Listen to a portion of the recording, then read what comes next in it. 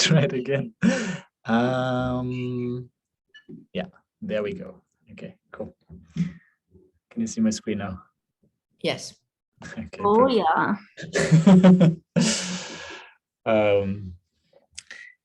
So first of all, welcome to the session. So I titled it, okay, let's just see, Maria's checking in. So welcome, Maria, we're just getting started. And welcome. Throughout the session, like if you, for Anna, she's feeling a bit sick, but if you could keep your screens on, that will make it a little bit more interactive and kind of dynamic and resonant throughout the session. But there's no pressure whatsoever. So I titled this session Resonance, a Pathway Towards the Good Life. And what I want to do throughout this session is to present you with the research I've been doing over the last 3 years, kind of officially as a researcher, and then the last 20 years maybe unofficially as a human being trying to find resonance in the world and trying to search for connection, search for how to live a good life. And I'm sharing this both as an as this individual and as a researcher and pedagogical engineer, and yeah, so I'm kind of, I want to share a little bit of that. And second, so Nella's arriving.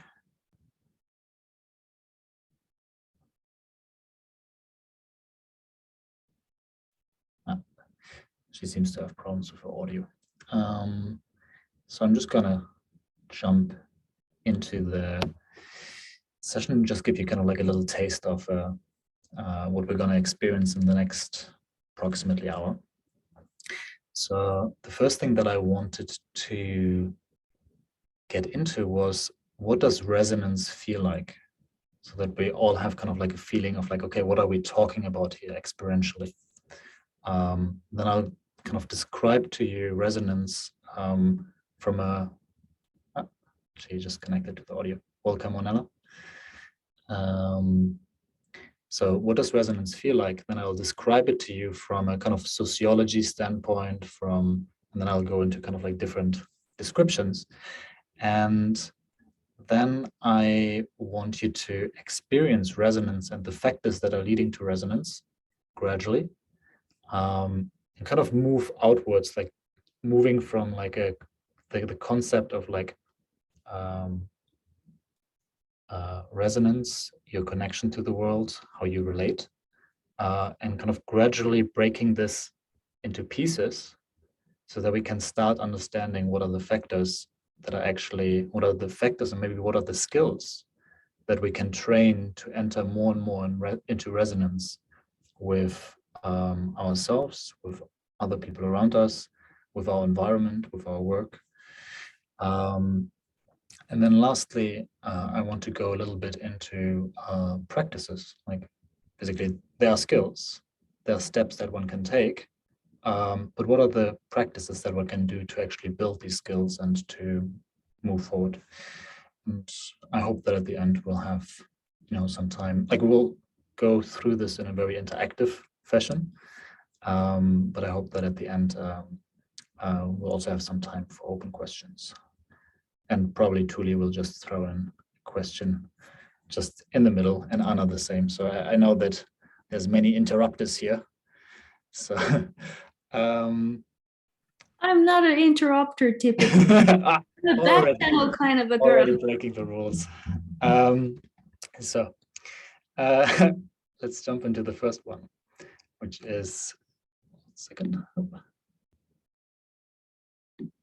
So let's jump into the first one. Actually, short question here. Can you see the chat when I open it here? Okay, can you see it? A shed? What is a shed? The Zoom chat. Is there something happening on the screen? I'm always kind of wondering, what do I show to you and what do you see when I share my screen? Okay. I don't think we see the Zoom chat. Your secrets should be safe. Cool. Okay, good. So I can write throughout the session and answer your questions. So let's jump into the first one. What is resonance? How does it feel like? And I kind of wanted to show you like a few pictures that for me kind of symbolize this. So as you can see here, I show kind of like a picture that was taken on the left, like the way that the light is reflected in the trees. It kind of, for me, what it brought up was this like walking through the woods, walking through the forest, and just like being mesmerized by the beauty, being mesmerized by all the things that are like around you, and you see all the little reflections. And then the picture on the right is you can walk through the same forest at the same time, but maybe just because you're so much into your head, so much in your mind, like it kind of seems gray. Maybe you're just focused that it's cold. Maybe you're just focused on like, I need to get to a particular place, but somehow you're alienated and the world seems gray. And I think a particularly good example of this is like take the most beautiful day of your life. Like for some people, that's their marriage. And you can imagine your marriage going two ways, like can be an overflowing feast of love where you're just like kind of what you see on the right. It's like everybody is like smiling, everybody is kind of like interacting. It's really, really beautiful. At the same time, your wedding can be like one of the worst experiences that you have because you're so stuck in maybe like organization and you want it to be perfect and you want to control it and you want to kind of like try to make it as good as possible. And in that process, it becomes kind of gray and lifeless and you're just kind of rushing around from one thing to the next. And so as we're kind of a small group here of 4 people, I think originally I wanted to do a breakout room, but I think we can just do it here. So I wanted to ask you to share with me kind of one moment that you felt of resonance and aliveness. And then in the contrast, one moment of grayness and alienation from the world. And kind of through a little bit of storytelling, get kind of a better grasp of what are we talking about here.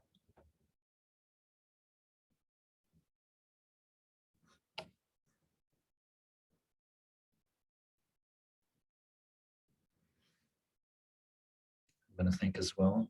Maybe I can start out with a story. If you're quicker than me, then please unmute yourself and just take the word.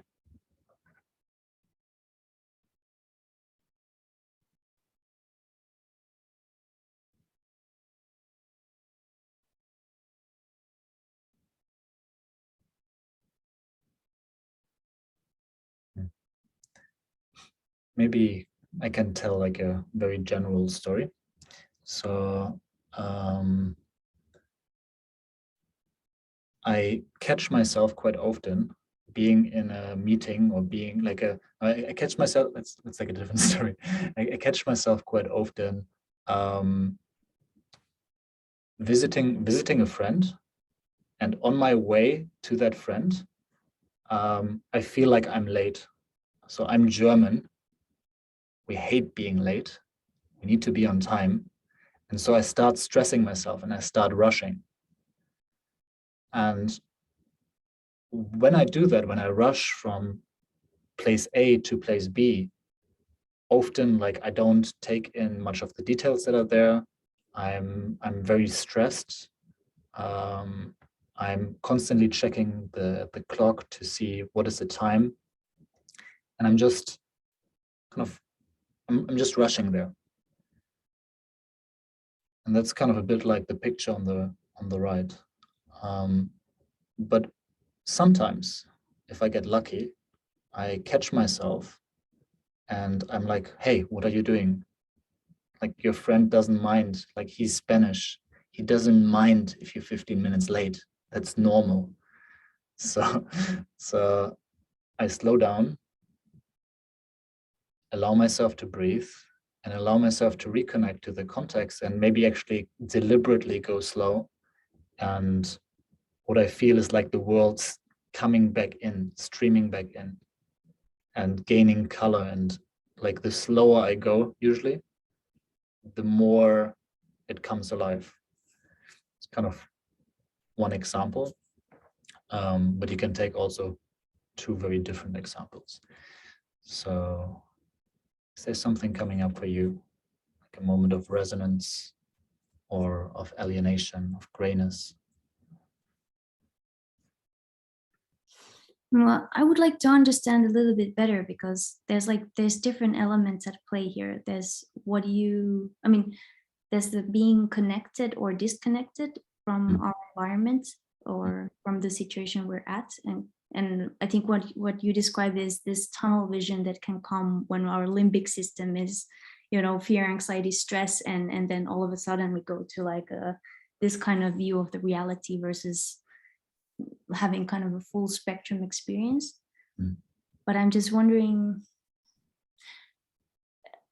like there can be moments of sadness that are very beautiful and alive, and happiness, and like different kinds of emotions can be there. And I was just wondering, like, how would you define the resonance when there's things like autopilot, connection and disconnection, and maybe some other things like emotion at play? Like, what's your definition of it?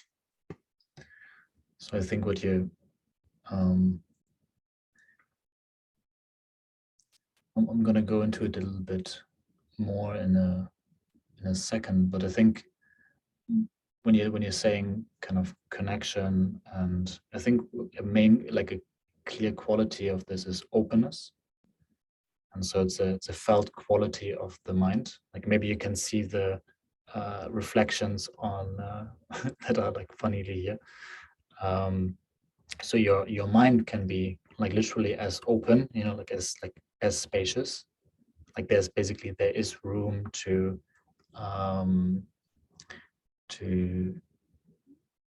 there, there is room to kind of like resonate with the world.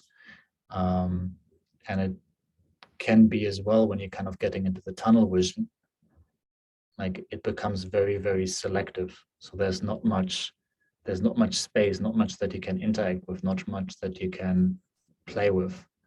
And so I think what I'm trying to kind of point at here, at least in my example, was the transition of going from here to opening up your awareness, so that you can start, you can start reconnecting to the world around you. But then would a person who is on the autistic spectrum and kind of gets all the raw data kind of unfiltered, would that be a person who has who is always highly resonant, or is there something else play? This is super cool. It's a super cool example. I'm gonna see if I can collect, like, I'm gonna go into this, but I'm gonna see if I can collect some stories. It says, like, let's start with an experience where you felt like the world was completely alive, colorful. Can somebody describe me an experience like this? Well, I can go since I harassed you a little bit. So for me, it's swimming in cold water in the lake. That's when I'm really there, really present, really feeling my body and the environment very, very alive. Okay, so swimming in cold water. Yeah. What about you, Anna, Maria, Anna?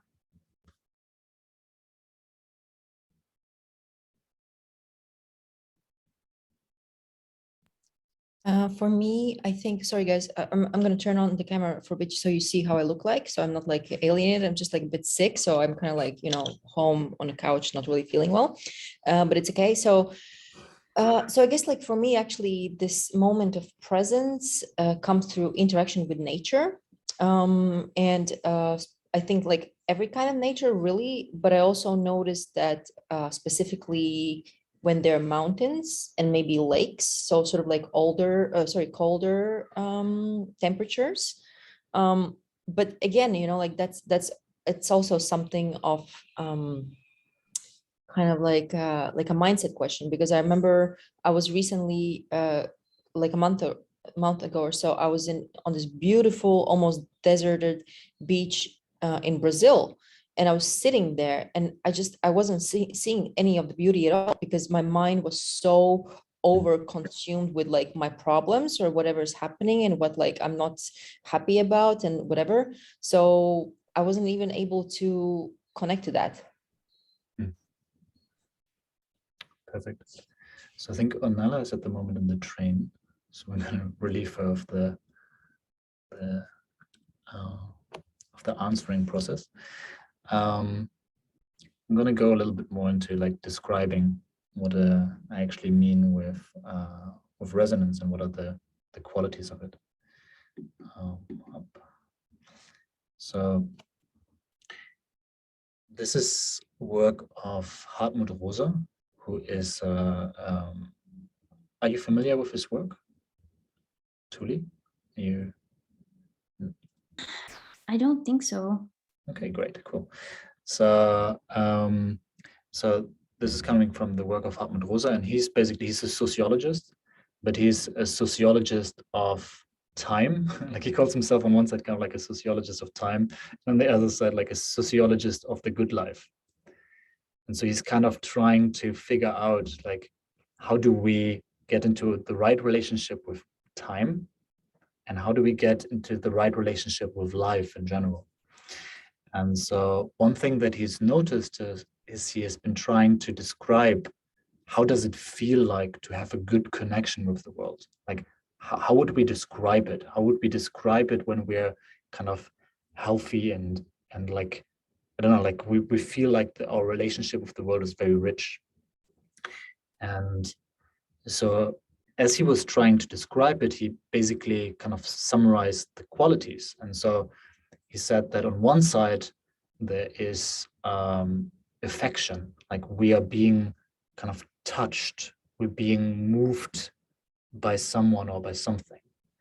And we're allowing ourselves to be touched and to be moved by someone. But then also there's this kind of allowing myself to be touched, allowing myself to be moved, but then also there's, he calls it emotion. So I'm also being able to reach back out and touch and move. And so I'm experiencing this kind of connectedness and like as a feeling of self-efficacy, like kind of a feeling of like I can reach out and I can connect. So I think that already gives a bit of the kind of answer to the kind of autist question that you were raising. It's like I think many autists that don't necessarily have the capacity to reach back out again and transform and touch, and so there's not necessarily kind of this back and forth between affection and emotion. What is interesting is that in this process, there's it's a process of transformation, and so there's two things that are being transformed. On one side, myself, because I'm allowing myself to be transformed by the things that are coming in, but then also I'm transforming the world in return, and so I'm becoming more and more adapted to my environment. I'm becoming more and more close and connected with whatever context I'm in. And the last thing that he noticed was that we cannot force resonance, like we cannot control it. It's even the opposite of it. Like you cannot ensure it will happen. If you try to force it, it doesn't happen. You never know how long it will last, and you can't really predict what will be the outcome of it. It's like a kind of yeah, you cannot force it. And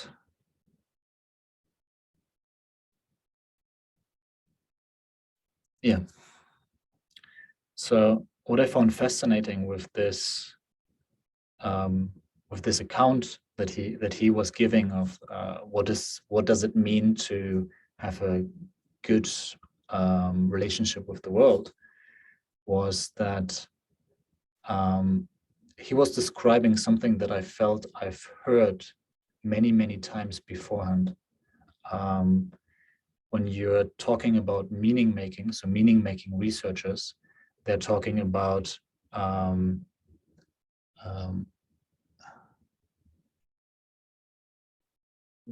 like they're talking about being fitted to one's environment and fitting one's environment in return. And that's the process of meaning making. It's a process of connection. There's the work of Brené Brown that is basically, she interviewed thousands of people on what does it mean to be wholehearted, to be kind of like happy and fulfilled in the world, and successful in the world. And she kind of boiled it down to two factors, which are vulnerability on one side and courage on the other.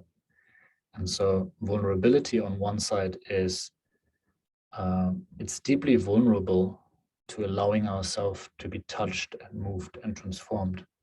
And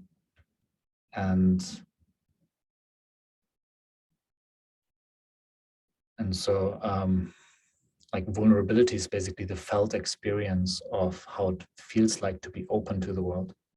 And then courage is the felt experience of reaching out and trying to transform, because you never, like it takes a lot of courage to then to act and to try to touch and move and transform.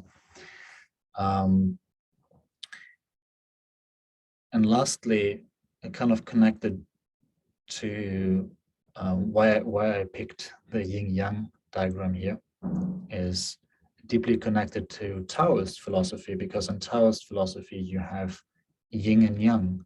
You have the yin, the receptive principle that allows you to receive the world as it is. And then there is yang, which is the active principle, which allows you to act out again and move and touch the world and transform it. Are there any questions at this point?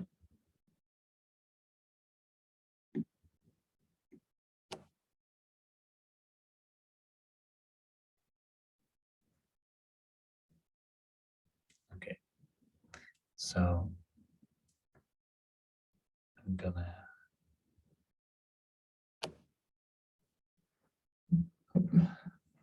So to describe this quality of resonance, I reformulated it in terms of what do we actually need to do to enter into a resonant relationship, and to enter into like, yeah, what are we essentially doing when we're resonating with something?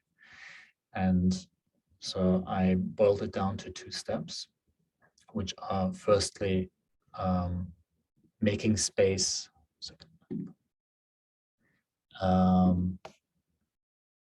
which is firstly making space for what is. And so basically allowing yourself and opening yourself up in such a way that you can really be with the complexity of the world as it is. And then on the other side, doing what matters. So being able to do the important things that need to be done.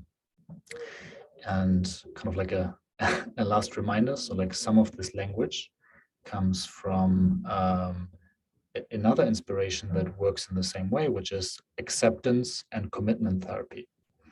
So in acceptance and commitment therapy, which is the most research-based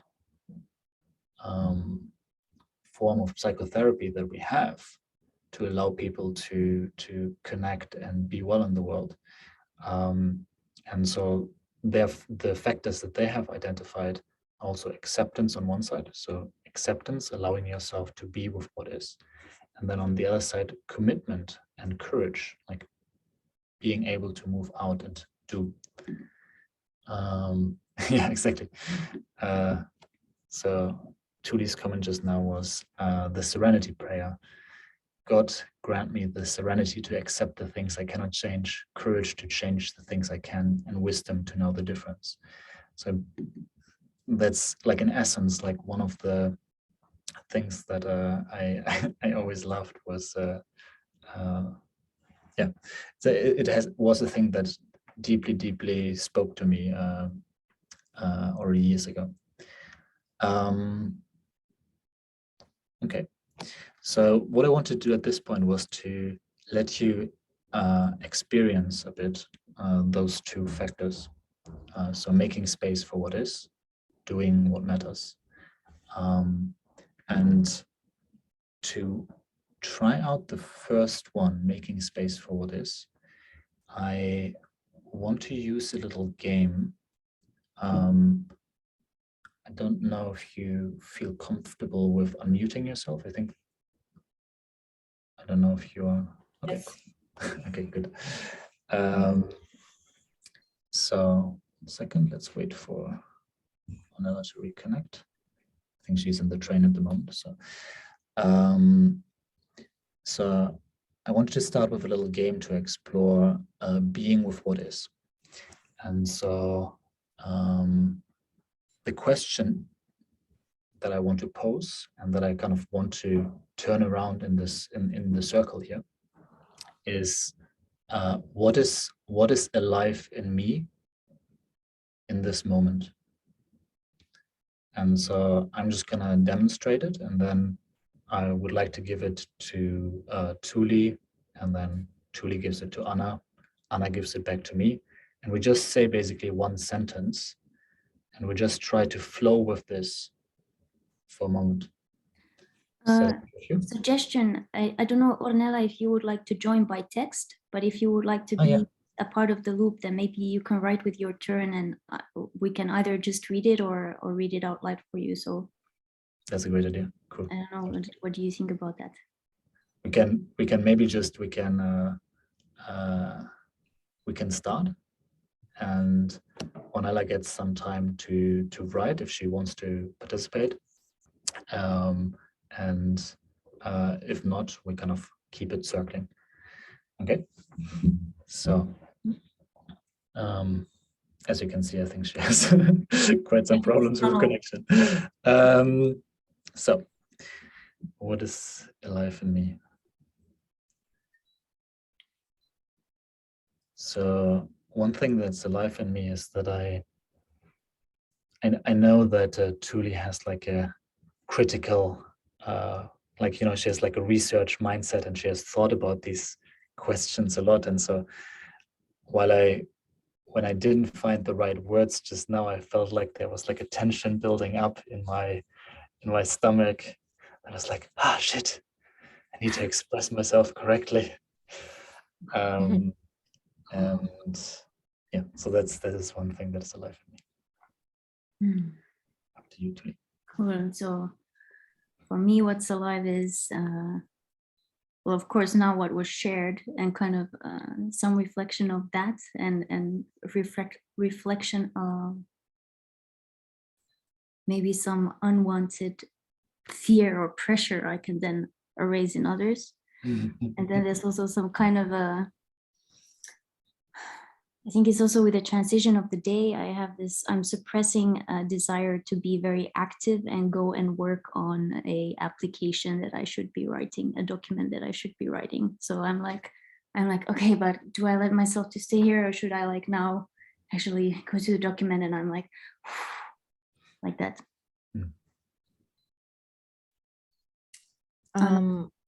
Yes, what's alive in me right now is like, I'm thinking about this woman Maria who was here before, and I kind of like see that she didn't really get involved and then she left. So I'm just like worrying that she didn't really enjoy it, and I kind of feel guilty about it. I don't know why.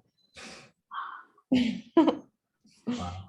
And now that you're saying that, what kind of it brings up in me is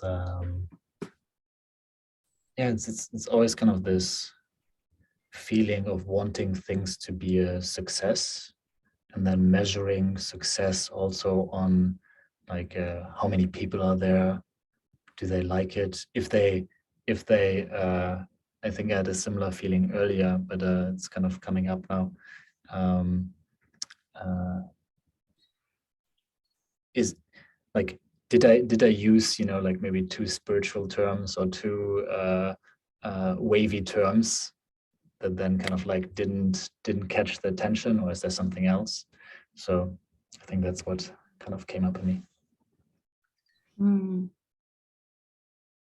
Yeah, now what's alive in me is that we often take responsibility for that others' experience, and it's really tricky to let that go. And it's difficult to also let the go of the feeling that if people don't show up, that it was somehow like it's something to do with you, versus accepting that maybe people are moving around, or they had a lot of Zooms and they just humanly ended up doing some other humanly thing, and yeah, just kind of having the trust in our worth and value regardless of who shows up. What comes up in you, Anna? I guess like the way this conversation is unfolding, it reminds me of like a group I was once a part of within Sandbox. It was like a sort of like a discussion, not discussion group, but it's called Tea Group. And it's also sort of like space where you exercise radical honesty. And I noticed that it's happening here too. And I'm really liking what it feels like to be just completely radical honest and talk about things that maybe are not so comfortable.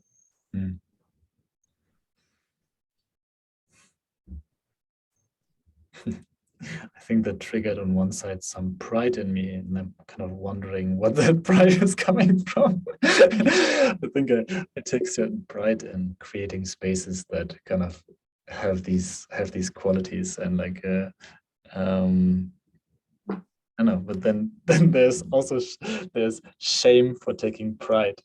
So it's a really interesting kind of like a cocktail of emotions that is coming up. Yeah. I'm also transported back to a space where we did kind of and this is gonna sound super spiritual, but we did like a full moon circle, but basically the same thing, where we just went around sharing rounds of fear. And it was really interesting where we got collectively, because there were some old fears or maybe future fears or different kinds of things that just filled the space. And then there was this, it was a very beautiful moment, even if it was about sharing fears. So yeah, these spaces are very precious. You can really connect human to human. Even with strangers, like I haven't met you, Anna, but I feel very comfortable with you. So likewise. Do you want to share one more thing, Anna? Then we have turned it full circle.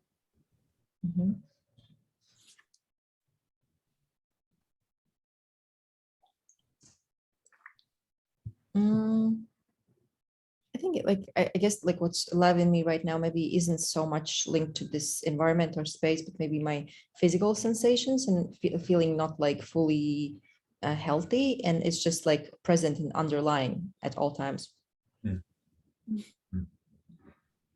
So I want to so this is about making space for what is, but then on the other side there's doing what matters, like doing what is important. And so I want to build on what Tuli just said around fears. And my question here was kind of what is the tension that feels alive in you, something that you have been putting off, something that you have been rejecting, something that you have been denying. And I'm wondering if there's something that you could do in the next 5 minutes to resolve, not resolve these tensions, but like maybe to move towards a place of more aliveness. And so I want to take at this point just like a 5-minute break. Yeah, I was just about to say, I have a super simple thing that can totally work because I need to go to the bathroom and I've been putting it off. And so I can bring this tension to a very easy routine in the next Perfect. 5 minutes. Perfect. Good. Good. That was actually one of my examples, was like basically like sometimes it's just going to the bathroom. So we meet back here in 5 minutes, so it's 15:55. Yeah, what is something that you need to do to feel more alive?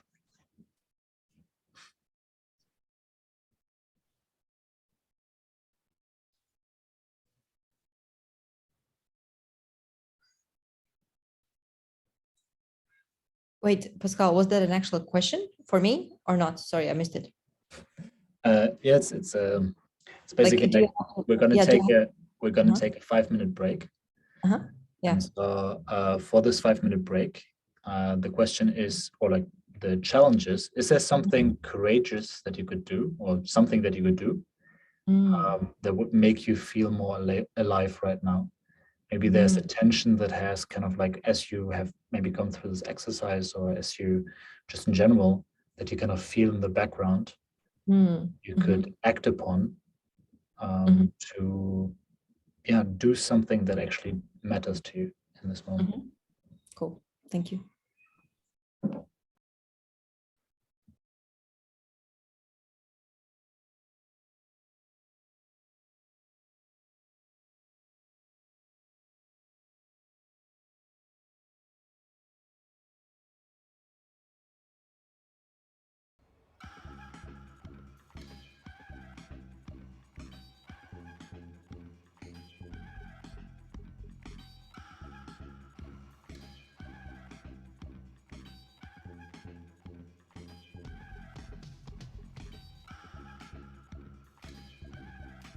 And please let me know once you're back.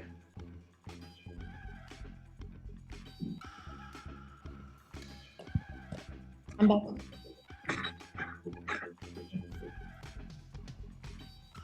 Cool. So far, we kind of looked at this vague notion of resonance. And then we concretized it a little bit more by looking at what is happening during resonance, what is happening in this interaction with something outside of us or something inside of us. And we said that basically what's happening is it's a process of transformation.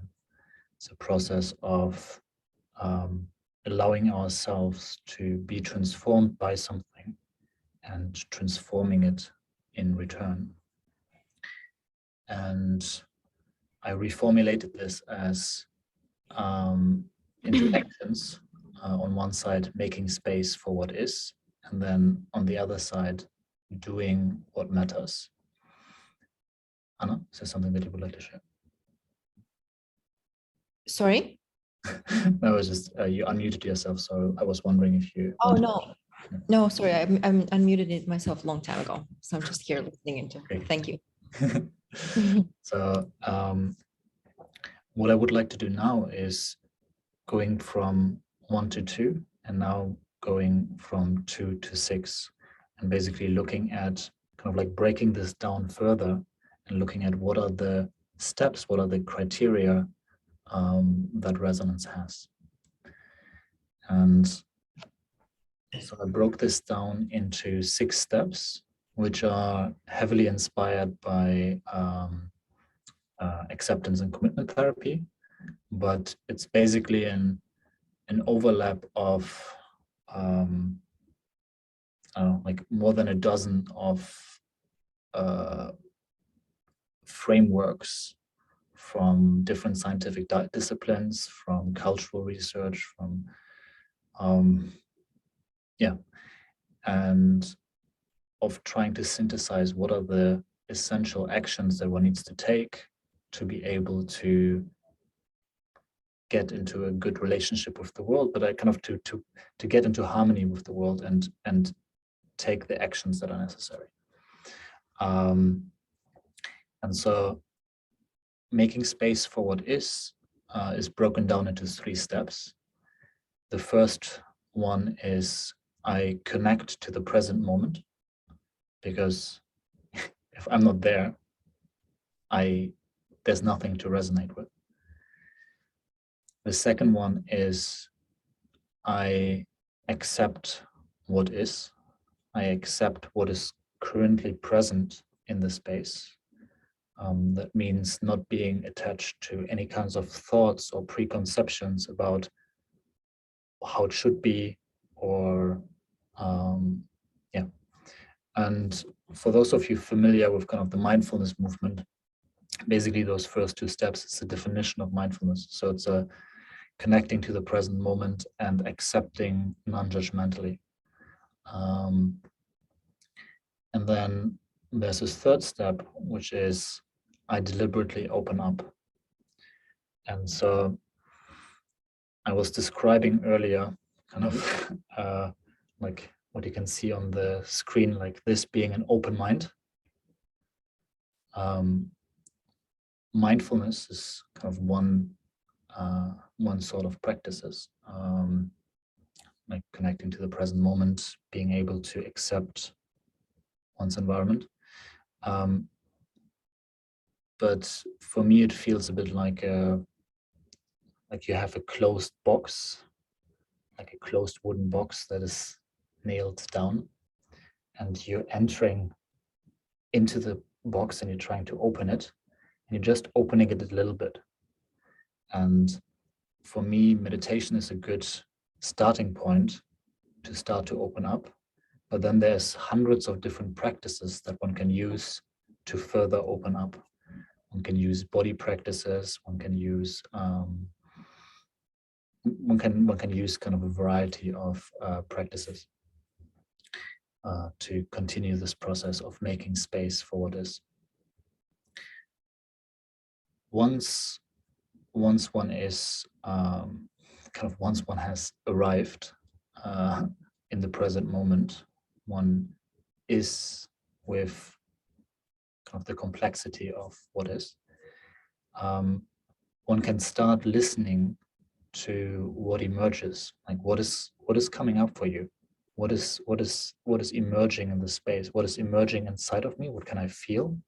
And we saw that during the previous exercise, like what is coming up in me that I'm feeling, but also what's coming up in the others. And so that's starting the conversation. When there are all these things coming up in you, all these tensions that are being expressed, all these, we need to zoom in on what is really relevant here. Because when you're opening up, you get more and more information coming in, but you need to, and you can get overwhelmed by this and close down again. So what you need to do is you need to become, you need to be able to pick out what is relevant in a given situation and to capture them. And then once we have captured what is important in this moment, what I need to pay attention to, then I can take committed action. Then I can actually do something about it. And maybe just to give this kind of like a quick demonstration. So I'm connecting to the present moment. I'm feeling that there is a certain anxiety in me for not being able to maybe explain as with as clear examples as I would wish this process. So I stop for a moment and I take a few breaths in.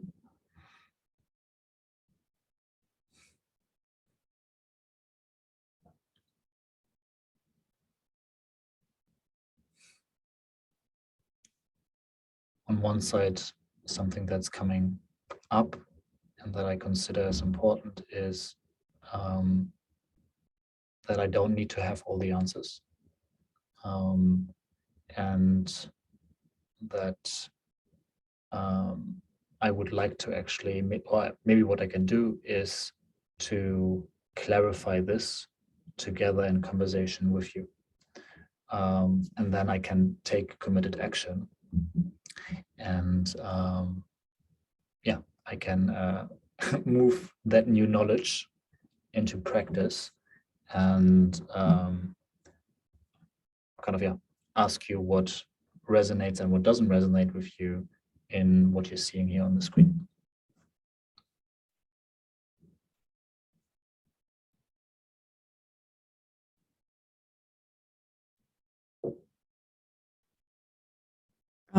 So should we respond to that? Like, should we say what resonates and what doesn't? Yeah, please. I'm sometimes a bit too meta.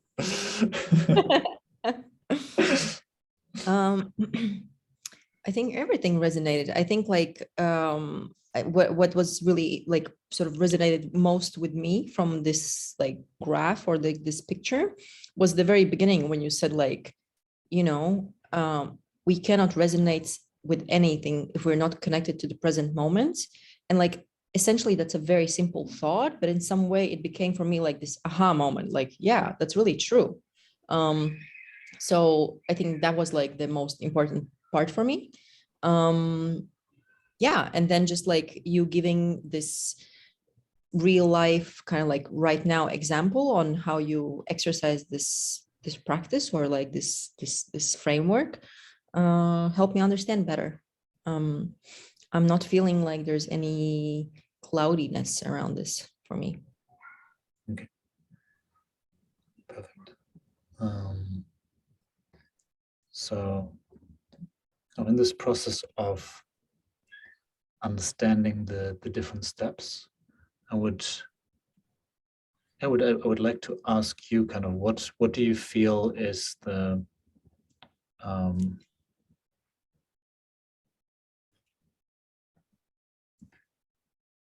yeah, so one of the things that I'm reflecting on at the moment, and I would like to kind of hear your voices before kind of adding my own, is like I'm reflecting on what are the skills that we need to resonate with the world.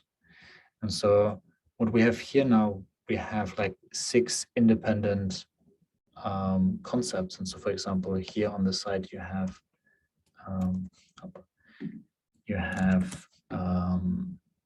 mindfulness, for example. It's like mindfulness is like one concept that has been defined in research, has been defined kind of in the common conversation. And so mindfulness is one of the skills that is underlying connecting to the present moment and accepting what is. But I'm wondering what you think about what are the different skills that are underlying our capacity to resonate.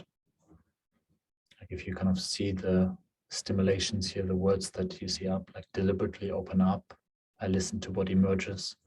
What skills do you need to do this? Well, for me, the 3 that are coming are self-awareness. It's nice somebody in the embodiment conference said that we've evolved in many ways, but on the self-awareness, we're on toddler level. And I completely agree with that. We don't really understand how our systems are geared at a particular moment. Then there's the welcoming the unknown, which is part of the listening to what emerges. because I was thinking you had to make space for what is, and I was like, well, where's the space for what isn't yet? Because it's, you know, it's outside of our tunnel vision or our current worldview or something. But then after your explanation, I realized it's there where you kind of listen to something you don't yet know. So that's beautiful, something that's not in your system at the moment. And then there's something that's kind of an underlying, I don't know, maybe it's a skill, and that's trusting the universe. Mm. I think this is going, it's kind of a counter force for kind of the controlling of the mind and trying to be in charge of everything. So I think if you can trust the universe, you can, it's easier to go through these different stages. You're very linked as well to like your confidence to confidence, maybe not the right word, self-efficacy. Like it's very linked to like basically knowing that whatever happens, things are going to be all right, either because, and there can be two sides to it, either because I know I can handle it, like I can handle the situation, and then on the other side there is the universe is gonna, like basically the world is benevolent, or the world is kind of gonna make it work out. So I feel like there's kind of a conversation between those two beliefs, I think. Yeah, I somehow, it's interesting. I see the self-efficacy more in the I take committed action, because that's where kind of the, you know, I trust my skills to in that, but I also see it there. I guess I'm kind of seeing the self as a part of the universe. So also kind of seeing myself as a part of the bigger system, thus kind of not,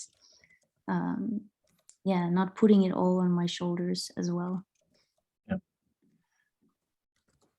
Actually, I'm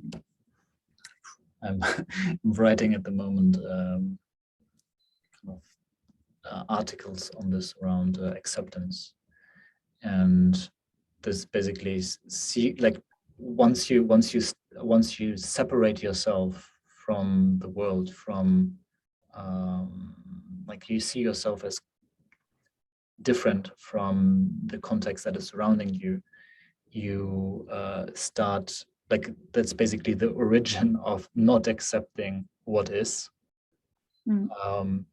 And as soon as you start seeing yourself as part of a bigger system that is, if you look at Buddhist terms, like that is constantly fluctuating and changing, so everything is impermanent, and nothing is static, and nothing can be grasped and controlled and hold in that way. Like one of the big kind of like kind of hallmarks of spiritual education, at least in Buddhist terms, is that realization of like, okay, I'm accepting that I'm myself is only like a small part of the bigger, or not even a small part, it's just like it's part of the bigger thing. It's interesting. Okay. Are there other things that are coming up? I guess like when, you know, I deliberately open up, I was thinking about vulnerability there, because this vulnerability, like this is like this process is very sort of like self-directed, but this vulnerability has to be there also in regards to yourself, that you're actually able to feel safe to access the deeper waters, maybe in a way.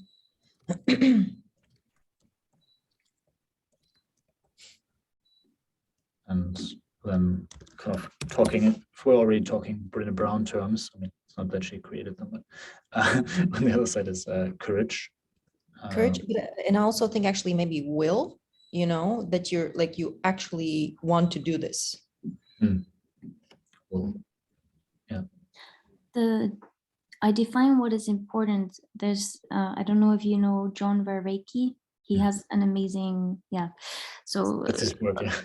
yeah, so he's talking a lot about real relevance realization as a skill, and yeah, that's kind of linking at least to this stage pretty well. So how do we actually, because this I define, it sounds like it's coming from us rather than emergence. So maybe you could say something more about how do you see this stage? Like we make a choice, we converge, we like what happens here actually? Mm. Yeah, it's an interesting one because I mean, there's no real I involved in the process, right? It is something. It's an emergent property of how your system is wired, and we often describe it as kind of as wisdom when you naturally get to the place of seeing what's important and what's not important. I think the reason I define what is important was because I wanted to link it to kind of different practices. And like one thing that kind of comes together with relevance realization is the idea of values. So basically defining for yourself, capturing what are the things that are important to me, making them conscious, making them something that you can interact with. And so there's this idea of values, and there's this idea of maybe like practices like journaling, where you are kind of making something emerge, but then you're kind of highlighting, okay, these are the things that are resonating, these are the things that are important, and then I interact with that. Yeah, I see. So there's kind of like if you bring what is really truly important, maybe versus some of the initial thoughts that you had, then there's a natural kind of highlighting that comes to like some things become salient and rise to the front, and some other things fall back because actually they're not so important when you're connected to what is it that I really want to bring to the world, or kind of the bigger themes. Yeah. Okay, so there's kind of some things emerging here. I think what I would like to add is like around I listen to what emerges. I think we generally call this kind of intuition. There's also this notion of like trusting your gut feeling. There's systems in ourselves, like we not just need to have like a logical appreciation of things, but kind of like a whole mind body system thing is has this like it's basically like when you're saying trusting the universe, it kind of takes it to the ultimate boundaries of it, but like you kind of like you're trusting in the things that are emerging, and that has value, that has that is something worth listening to. You often see that kind of with I don't know, like with people that are like kind of spiritual seers or something like this. They have like this kind of capacity for intuition, of trusting things that are emerging, that are maybe very, very unclear, but bring them forth in some way. Okay, so we have self-awareness, mindfulness, kind of seeing myself part of the bigger system. I think the Buddhism sometimes call this like insight into the interrelatedness of things. Vulnerability, feeling safe to accept deeper waters, for deliberately opening up. I think vulnerability captures it quite, like dropping the armor. Kind of terms that Brené Brown is using. But I think, yeah, vulnerability. Then trusting the universe, welcoming the unknown, intuition, relevance realization, maybe defining values, to like becoming conscious of what is relevant and what is not relevant. Know yourself, I think, kind of in terms of Socratic quest. And then around taking committed action, will, self-efficacy, and courage. Yeah. No? Guys, I want to share something because I realized that actually this whole process, like this framework, it happened to me sort of like unexpectedly this past Sunday, because I had a session with someone who was offering me like hypnotherapy session. Mm. And like now that I think about it, like this is exactly what we were going through. And I think like why I feel that this hypnotherapy session had a lot more impact on me than maybe like my own practice or my other like ways of kind of like going through the same pattern is that through this hypnotherapy session, like your connection to like listening to like what emerges and kind of like defining what is important is so incredibly strong that Mm. taking a commitment is just like taking a committed action is like a logical step. Like it almost would like it almost felt like it would be a crime against myself to not take an action after like after the depth I sort of like reconnected to my like to my wishes or needs. Yeah, yeah.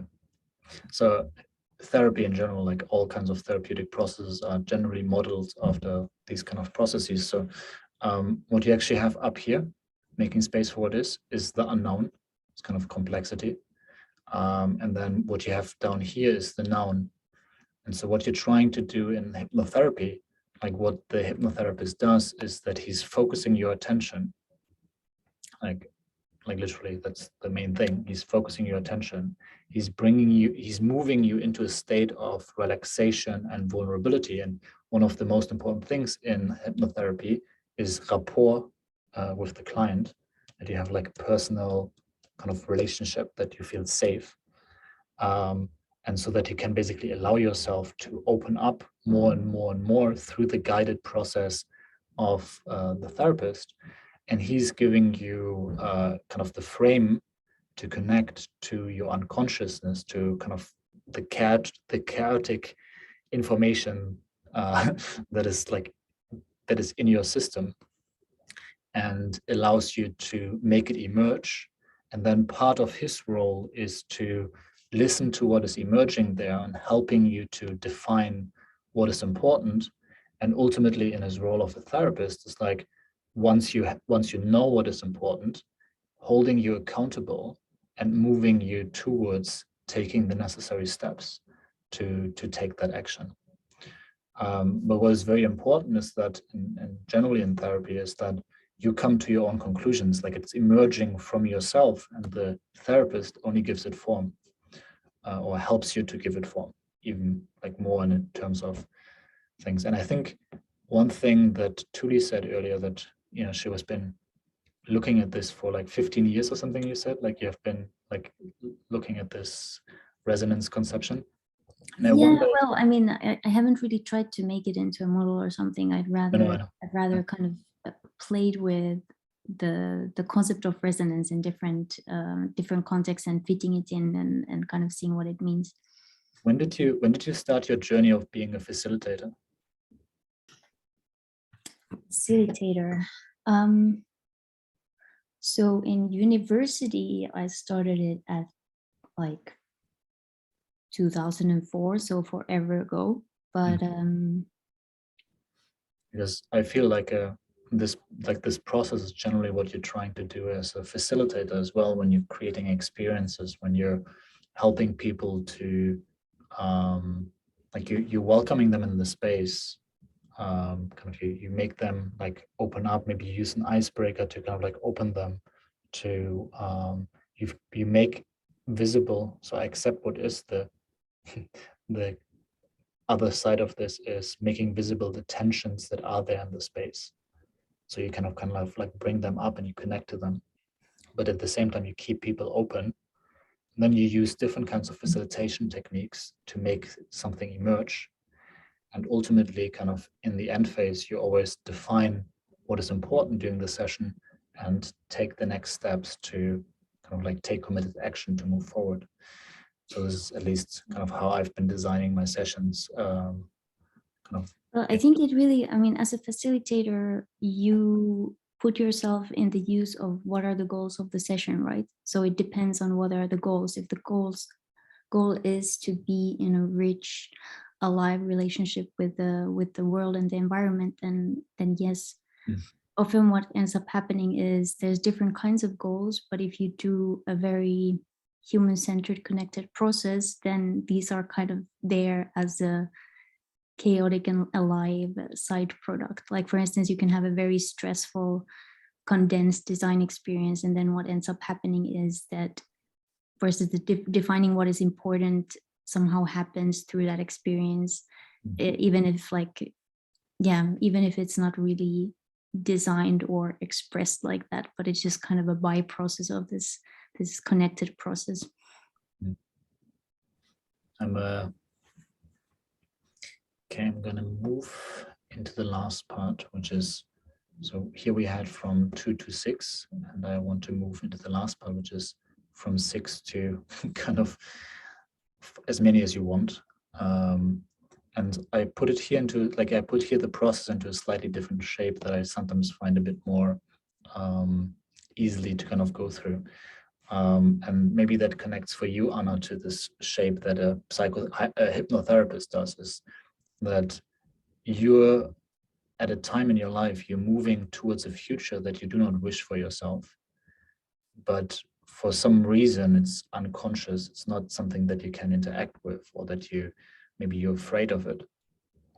And then the therapist helps you with the steps of connecting to the present moment, accepting what is, opening you up through the kind of relationship and through the exchange that you have, so that you get to a place where you can essentially make a choice because you're open enough to interact with your environment. And from that place, you can listen to kind of what is emerging, you can define it, and then you can take committed action. And ultimately, you have changed your trajectory towards moving towards your own notion of success, towards a future that you actually do want for yourself, because you have now a clearer awareness of what does success actually mean, because you've moved through this process of defining what is important. What I wanted to look at here is the notion of practice. And so I wanted to connect to what are the things that you already do to connect to the present moment, to accept what is, to open up. Kind of what are the practices that you're using? And then I would kind of add a few things myself.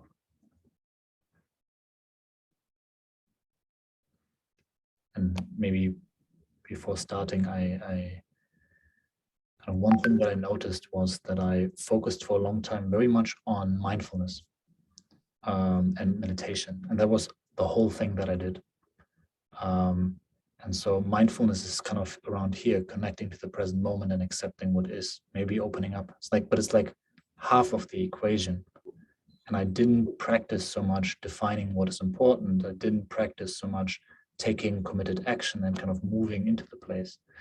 And as soon as I found out that, wait, I'm missing part of personal development, I'm kind of developing myself like unilaterally, and I started including the other side, I started to flow, like my capacity to flow with my environment and to resonate with things around me just within like a few weeks just shifted incredibly.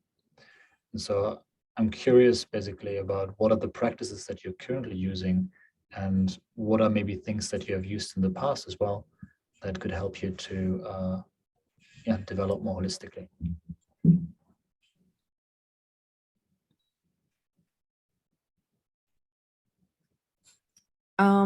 So like once in a while I would sort of like been experimenting with manifesting, but then I recently, like, there's this coach whose name is Mel Robbins that I kind of like.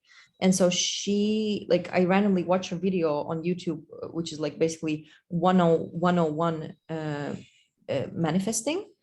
And so what she says is that, you know, like, it's really like the first part of manifesting is like allowing yourself to dream big, to really 101, like 101. Oh yeah. Um, 101. Sorry. 101. Manifest. Okay. So, yeah, so basically like like it's really important to allow yourself to dream big and like really kind of like just get wild, but that's where a lot of people like end with the manifesting. And she says like what's really important is actually imagining, like envisioning how you do the work to get there, like what kind of steps you will be taking, and then also connecting this practice of like kind of like envisioning the steps to body connection and imagining like what does it really feel when you're doing the work, and what does it really feel when you're like sort of like getting to some sort of results. And like that has been, I think, important to me, and helping me especially with this part of like doing the work, like it's not enough just like wanting things, you also need to do the work. yeah. That's always, sometimes it's very funny with the law of attraction movement. It's like, or like the kind of new age movement is like the you just think about it Mhm, and then it's going to manifest. And like, mhm, I mean, there's always kind of positive things to say, but or like one can think of why that could work, but in the end, without kind of, as you said, like envisioning it and actually taking, like making it practical and taking the steps, mhm. it's only half the work. What else is coming up?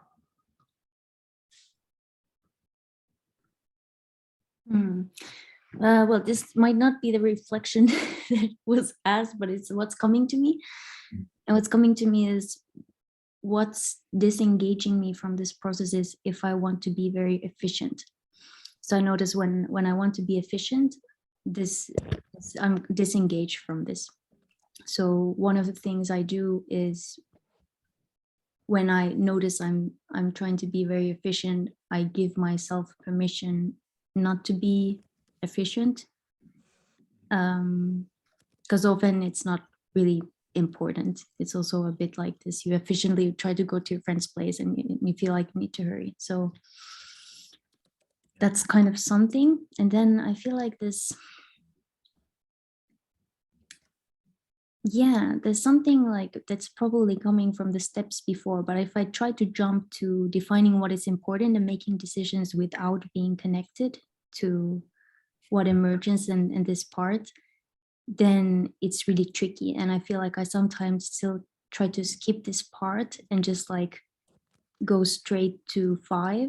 And that's definitely very tricky to do like that. And I know how it feels when you like, you don't need to go through all the material and all the choices when you're connected. It's just so nice to make the choice like that. So these are kind of the parts where I noticed that I'm learning. And yeah, and then the model reminds me of the theory U model Yeah, on exactly. Charmer. Yeah, Yes. a little bit different wording, but basically very similar idea of the kind of going into the emergence, the unknown, and then going towards this kind of hard-bodied action as an outcome. Yeah, it's very, like, that's definitely one of the maps. And I'm actually wondering, I'm wondering on one side, kind of what's the added value, because I actually like the Presencing Institute, they're doing amazing work around theory. But I have the feeling that there's something different in this notion that, or not different necessarily, but it's like, I think it's the same idea, but I think there's use in representing it in different ways to highlight different things. And so basically what I'm experimenting with at the moment is like, how, like, what do you need to highlight to move from kind of this design thinking process that is more kind of like the theory U, like this thing that is meant to be long term, to thinking about something that is happening in an instant, like, because connecting to the present moment, accepting what is, open up. This can be 1 second, can So also kind of be like like a session of 3 practice hours. version of that. Hmm? Kind of like a micro practice version Yeah. of or Yeah. variation. Yeah. Yeah, and I mean, I don't think there's always value just to have something new. I think there's, we're humans, we've been around for a long time. There's some things that kind of don't really change. Like the best description I read of the human system is like 3,000 years old. So yeah. So it's maybe not the new, but I like that, like how you're delivering this. How are you inviting people to use it and interact with it? I think that's already valuable. So yeah. Is there, okay, we're 2 minutes over, so I'm gonna just kind of summarize.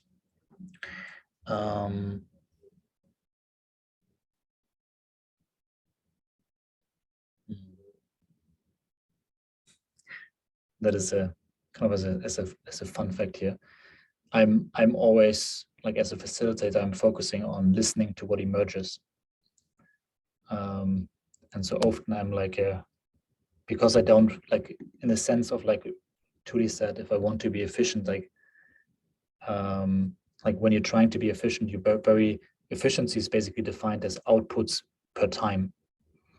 So you're very, very connected to time, and being connected to time, like addiction to time, is basically the main thing that keeps us from, like, being with what is, like making space for what is. And so that was just something that that came up. Like, my struggle with time is pretty much my biggest fight of being able to stay connected. And yeah, but sometimes we need to define what's important. What's important is to end the session now and to take committed action. So moving kind of like to the end, if you're curious to learn more about kind of different kinds of practices, I put kind of like a link here for you, which will guide you to kind of like a set of different practices that I've kind of gathered together. Maybe that's interesting for you, Anna, as you're kind of gathering all of these different tools. And so it's a bit.ly and then resin. Let me actually put it in the, I can put it in the chat. It's easier.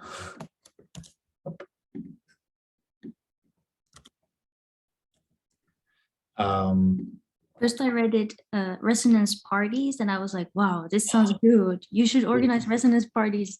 Okay, yeah, I definitely should. Resonance parties, add it to my list. I'm creating at the moment a format that I call aliveness circles, which is pretty close, where you invite people to do, like to bring an activity that really brings them to life and to introduce it to other people in the group. And so each time there's another person that brings something that really brings them to life, from art to dancing to maybe deep conversation to going into nature to whatever it is really that brings you to life. Maybe listening to music together.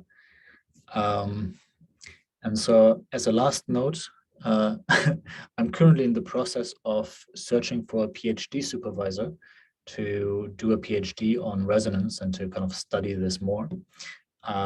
So if you know someone that could be an interesting kind of, I don't know, candidate for that, or that I could reach out to, I'd be very happy to hear about that. But yeah, so I'm gonna end the session here formally, and you can stay as long as you want and ask questions. True. Yeah, I should do that. Thank you so much, Pascal. Thank you so much for Tuli for co-creating this session. It's been fun and pleasure. And yeah, I hope to see you both again sometime. Yeah, totally.